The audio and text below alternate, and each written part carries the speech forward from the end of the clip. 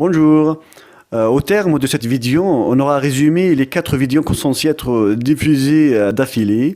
On a jugé qu'il serait préférable de les télescopier, d'en faire une pour ne pas être rouleau en fait.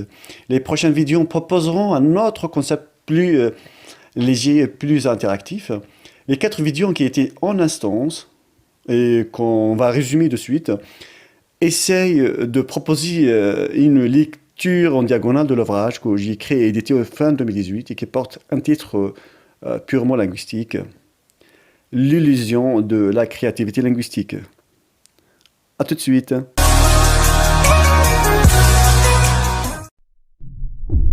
Le mois débattre sera créativité et paradigme sociolinguistique de la contrevenance. À la base, tout est mesuré et équilibré, quantifié et rythmé. Partons de ce principe, la notion de finité est fortement liée à la mesure. Qu'il s'agisse en fait du linguistique ou de l'extralinguistique, cet état de fait nous laisse supposer pour la énième fois qu'une marge infime permet d'évoquer une créativité relative, voire carrément hasardeuse. La créativité linguistique serait alors en partie une transgression de la grammaire, des normes stylistiques connues, ce qui pourrait être erroné comme conception. De cette fenêtre de tir et suivant cette logique, les enfants pourraient être au son plus créatifs que ceux qui ont acquis après un code ou un système linguistique correct. De même, les apprenants débutants le sont encore plus que les natifs. Les interférences sont ainsi une forme d'expression à caractère, bien entendu, naïvement créatif. Pour dire plus, tant d'éléments linguistiques irréguliers se ferait une entrée lexicographique normalisée. Circonstance en français se dirait circostanza en italien et deviendrait circumstance en anglais, etc. Beaucoup d'exemples de ce genre, mis à part les faux amis.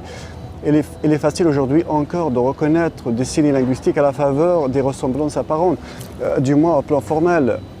Mais une fois transcrit phonétiquement, il brouille les pistes. C'est à cet axe que la représentation acoustique se dépayse. Il est ainsi pour un large volet morphosyntaxique à l'image de la modélisation des règles syntaxiques, de la construction des énoncés qui ressemblent à des interférences et défaillances linguistiques devenant néologismes.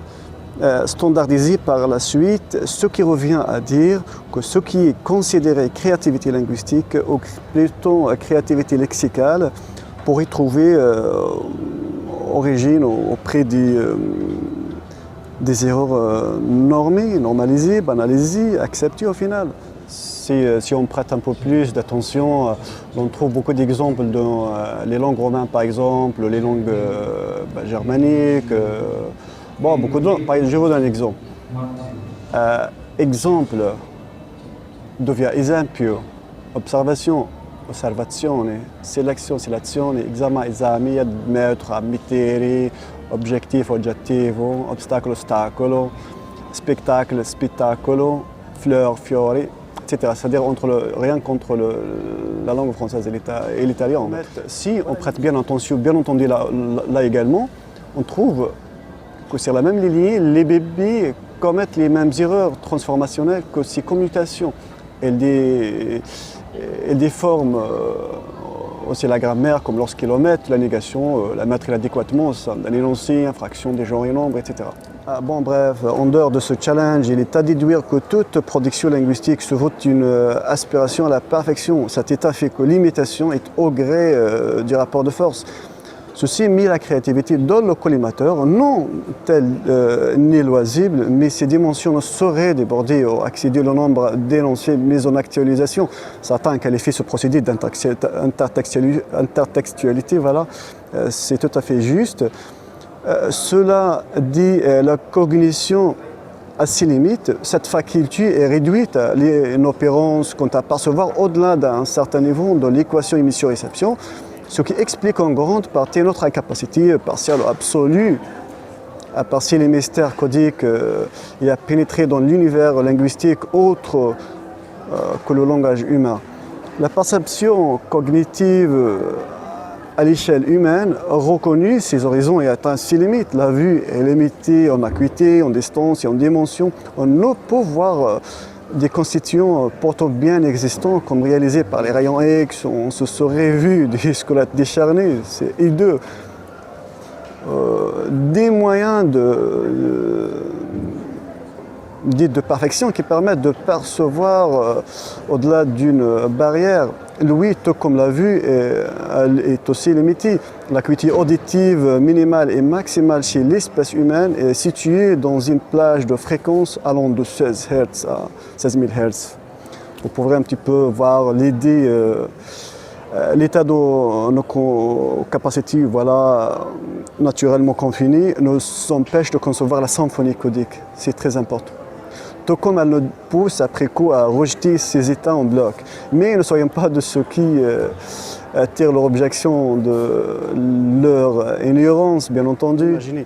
Le corpus linguistique est ainsi pris comme paradigme des sciences du langage. Nous voyons quantitativement, nous n'entendons que quantitativement, nous communiquons suivant cette contrainte du quantifié, du limité. Notre monde répond également à la même contrainte. La vanité humaine se doit donc de se mettre au bûcher.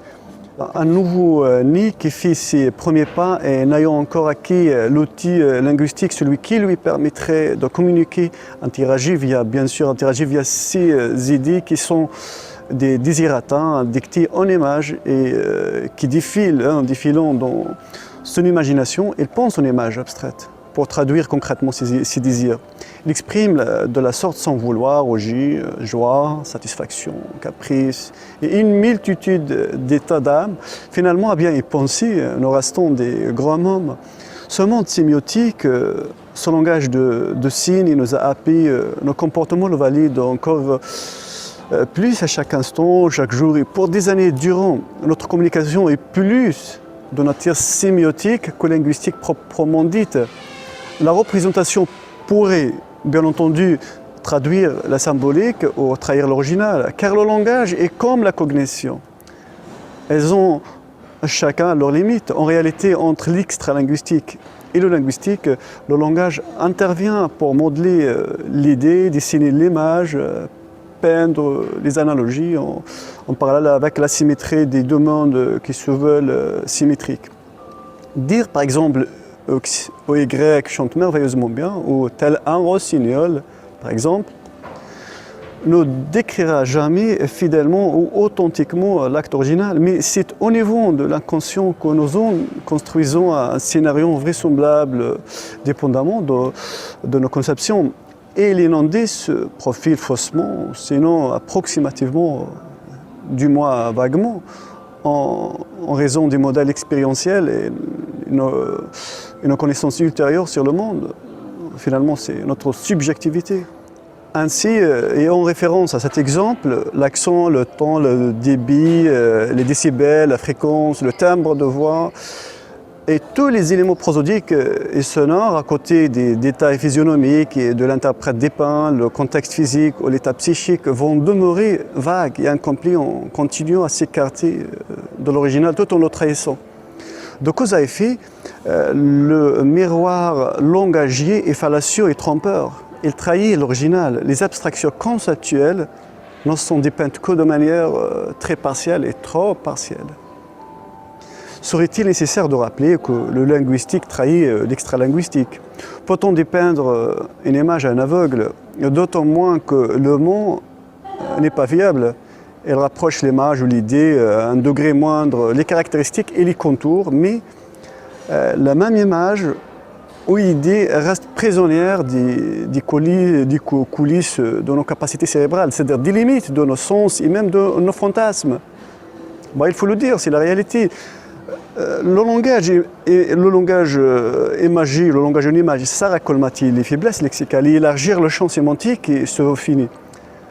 C'est-à-dire, pour autant, contre vent et marée, qu'il est question de créativité linguistique pure et simple, sans l'ombre d'un doute, Je dirais qu'il n'en est pas question, principalement pour toutes les raisons que j'ai pu exprimer jusque-là. Et au terme de cette analyse, ne nous voilà pas face à un nouveau protocole de validation notionnelle, une actualisation de la dite créativité linguistique, environnée d'une vaste nébuleuse de contraintes aux enjeux indéfinis. Il serait donc plus approprié de remplacer la notion de créativité linguistique, pour complexe qu'elle soit, par celle dite de dynamique, d'altérité linguistique, ou la notion d'écotivité linguistique ou rotativité linguistique. Ou bien entendu, à tout raccourcir, revivification linguistique. De telles notions de substitution proposées renvoient plus, à mon sens, et correspondent mieux à la réalité que nous avons tenté de développer dans le corps du texte que comporte le présent ouvrage intitulé « L'illusion de la créativité linguistique ».